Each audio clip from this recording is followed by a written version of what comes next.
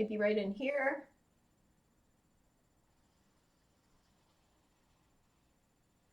We'll let that one come to the front too.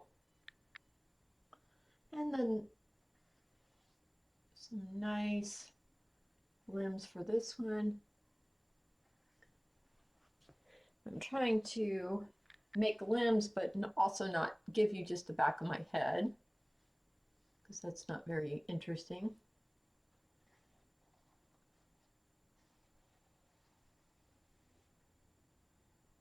And maybe a few smaller ones in here.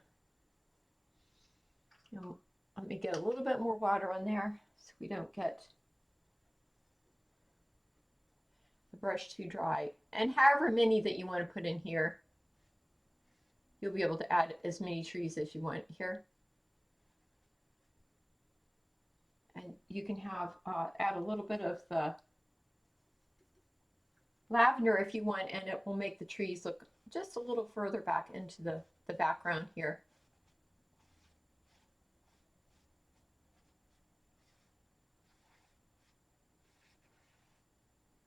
Because as we get further into the background, things do fade out. They're not as, color is not as intense. So we've made a few there, however many you want there. I'm going to take just a little bit of the lavender and just give the idea maybe of some little leaves on here. I took this photograph in the fall, so there were not a lot of leaves on the trees, but just maybe the idea of some. And we can even, if you would like, add a little bit of orange to just what we're creating to resemble foliage. There doesn't have to be a lot on there. However you want to do that. See how I'm just tapping it in, and it is really at this point quite a translucent color. It's not a solid color, and I'm just giving that idea wherever I want that of just a little bit of the foliage. And in actuality, even as trees get very far away, the twigs and parts of the tree themselves start to create some idea of a solid mass, even when it's just the twigs and parts of the tree themselves. Okay, so we've got a nice idea there of this hillside with some trees on it. I'll take just a tiny bit of our cadmium red or orange, whatever we're using, and just give a little bit of a glow to some of these branches.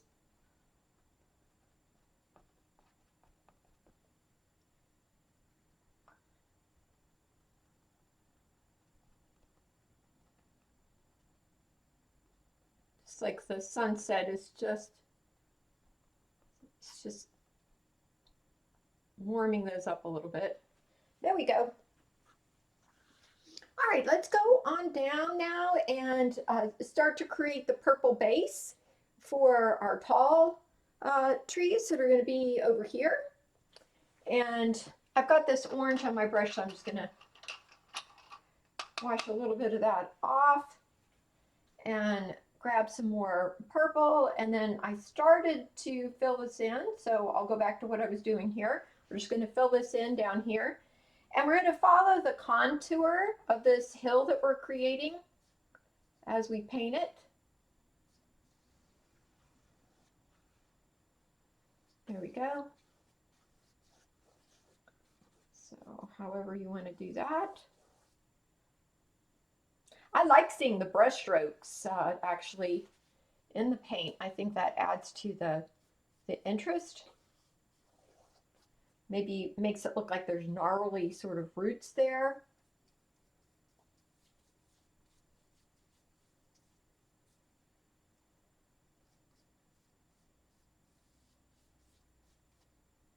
And just making sure I get my edge and then continue that purple coming right on down. Now we've got a nice intense purple here. And if we want to put a little bit of the orange in any place, that's fine too. It gives the idea of maybe the roots or just some other shading that's happening there.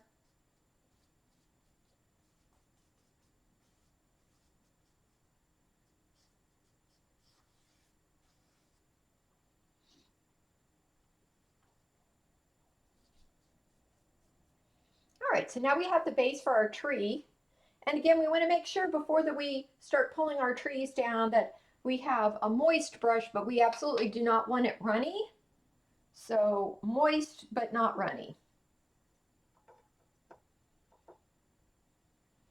And I'm going to start right here. And I picked a spot out. I would like the base of my tree to end up somewhere along here. So I'm just going to pull that straight down at a diagonal. And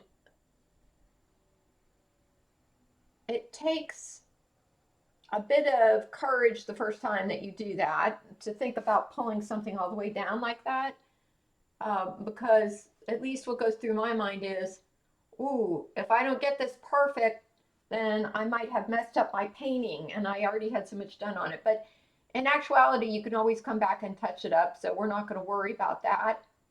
I know that you're going to be very courageous and just get that done in one nice movement or several if that's what needs to happen. I'm actually enlarging my trunk there a little bit and giving that a nice curve as it meets the purple that we've already painted. So there's my first tree. Let's put a few more in, and they can look however you want them to.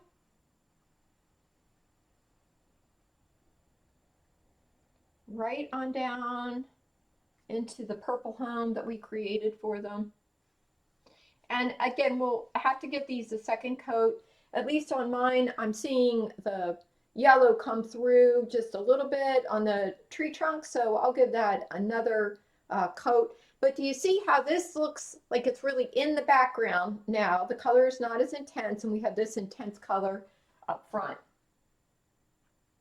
Maybe we can add a limb over here and let that just come out into the sky there.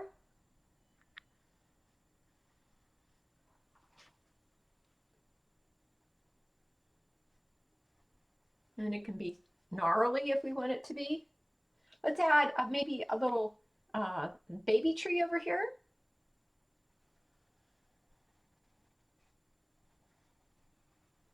So we'll just let that scoot right in between the two big trees. And maybe let that have some little limb.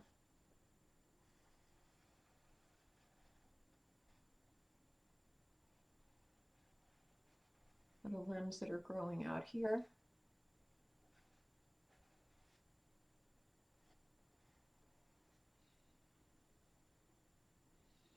And let's do another one over here. But again, feel free to make as many or as few. If you're starting to get tired and you feel like you want to hit the pause button and come back tomorrow and finish up, you can do that too. That's the great thing about having this lesson on video instead of having it live. I've been accused of going too quickly by some of my classes, but then others finished before me. So I'm never sure about the timing of it, but the great thing about the video is that you have the control over that. There's a few more trees. Let's make one more large one that's going to come up here, but first we'll give this one a little bit of a top and a few more little delicate branches and twigs here. There we go, that's nice. So wherever you want to add more, you can.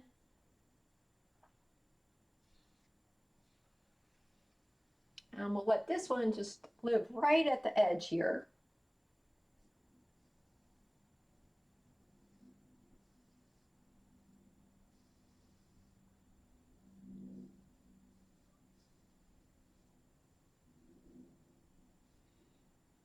add a little bit more purple.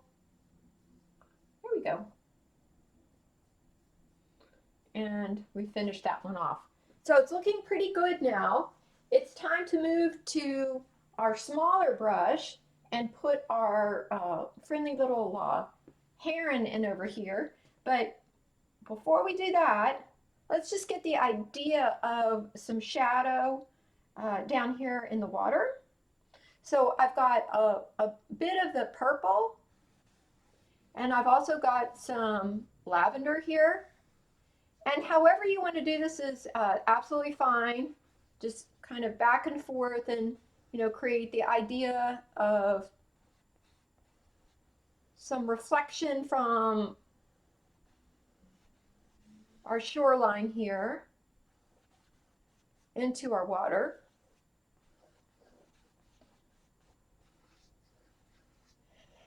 And maybe the idea that we can see the shape of the trees just a little down in here.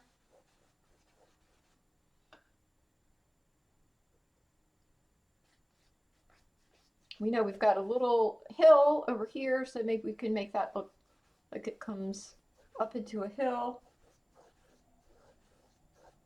And we can also give it the idea of a little more reflection by painting both directions, so that we've got not just one direction, but two that we're going to give it a little bit more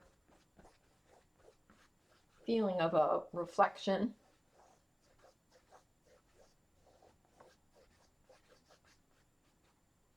And it doesn't have to be any particular way.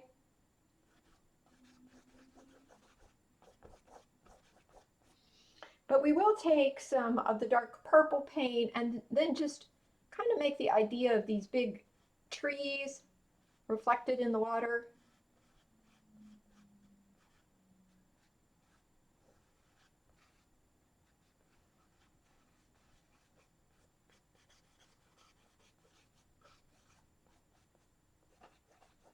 A little bit of that bush there.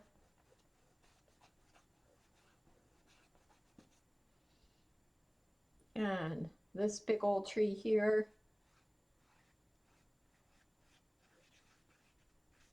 Maybe a few more here.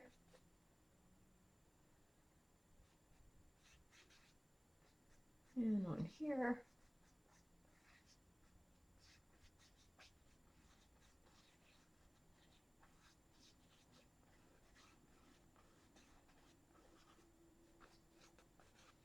Doesn't have to be anything too fancy there.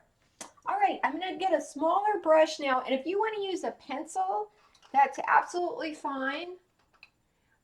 We do have to just try to get the idea of this heron in proportions. So let me take the finished painting and just show you. There's various angles in here. So of course we have a long triangle for his bill. Then we're going to have a very nice curve that almost comes down to a question mark. See how that has sort of a question mark shape? We want a sharp angle up, and then we're creating with his body the idea of another triangle. And of course we want his legs to be very long in proportion to his body. So that's what we're going to be trying to do as we put him in. But no stress. Don't stress yourselves if it doesn't look exactly like you think that it should. I know for Marvin, he is a very experienced bird painter, but others may watch this and try it that have not painted birds before. So however it turns out, it's a learning experience. So the first thing we're going to do is just very lightly with a small brush. You can see this tiny brush that I'm using.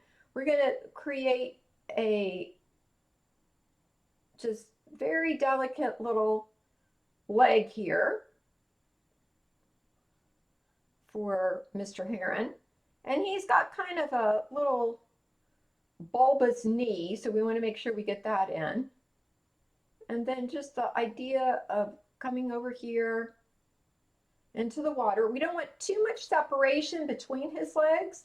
And then the right leg is going to be almost straight. So we'll just let that come right on down very delicately. And we can come back over and give it a bit more darkness. Another little bulbous knee there, and then right on down. Okay, so now we've got his legs in there. We'll fatten up this one because we're going to be able to see sort of the top of his leg after we get his body in. So let's just sort of measure with our eyes. We want the edge of his shoulder to be about above the left hand leg here. So let's create our little angle for his shoulder. And again, we're thinking triangle as we think the shape of his body. So we'll let that come on down. Give a little curve to his breast area. Another little curve as we get into where the tail feathers are. We've got a few different little feathers here that we'll paint as part of our silhouette. So now we've got the body of our heron. Let's go up and do our question mark kind of neck. So we'll let his little head just curve right on down. That sort of question mark. There's his neck coming down. And then let that curve right back into his shoulder blade. And we want his throat to also have a nice graceful curve to it. And we'll add a few sort of feathers here. And that's going to come right on down to the part of the body that we already created. We'll give him a little bit more of a forehead here. And then a nice, long, very pointed bill. And that's another triangle shape. And then right back to where his throat is.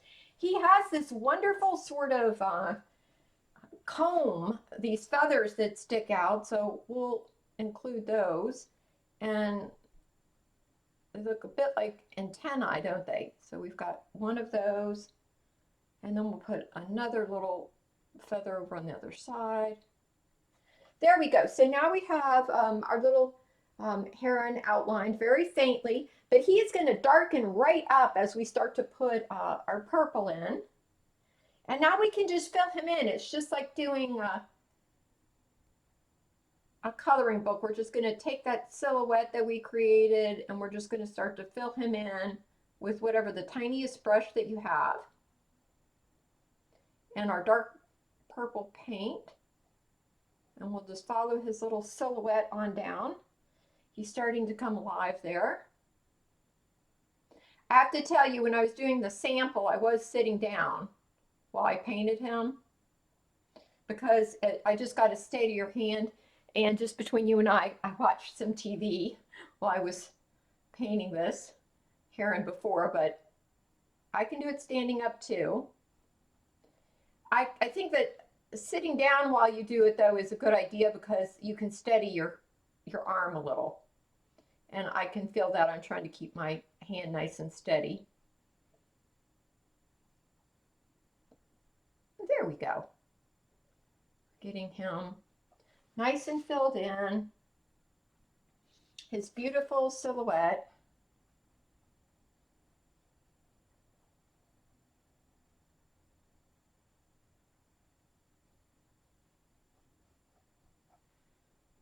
And we'll just keep on going here.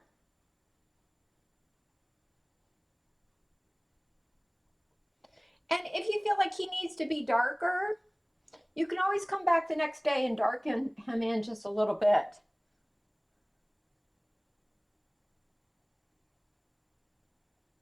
That's the great thing about acrylics. I'm creating a little bit more of a feathery kind of covering for the top of his left thigh there. So it's another triangular shape that covers up his little stilty leg there, and we'll give him a few more feathers here and there that we'll just see the outline of. We'll let this leg get just a little thicker at the top too, and then keep on brushing in those feathers.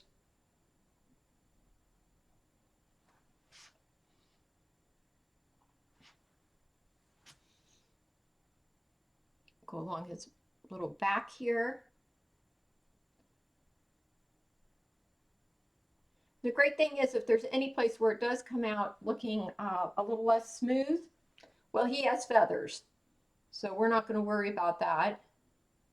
It's really more the idea of the silhouette that's very dramatic and what we're trying to achieve than to have him perfectly smooth.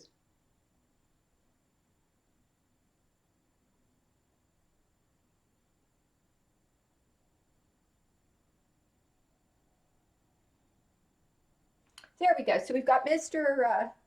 Heron in now. We can take just a little bit of purple and add a few more branches up here with this little brush if you would like to. And I need to get a little water on that because I'm getting the paint too thick up there.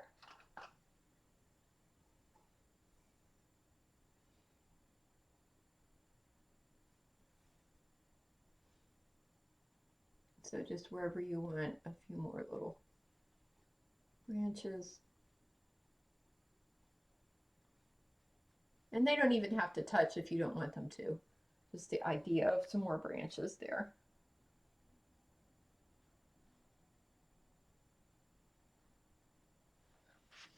And then I'll take as a last step the brush I was using earlier and a little bit more purple paint, and maybe make these trees just a little bit more purple where the sun is coming through there right now from our sunset.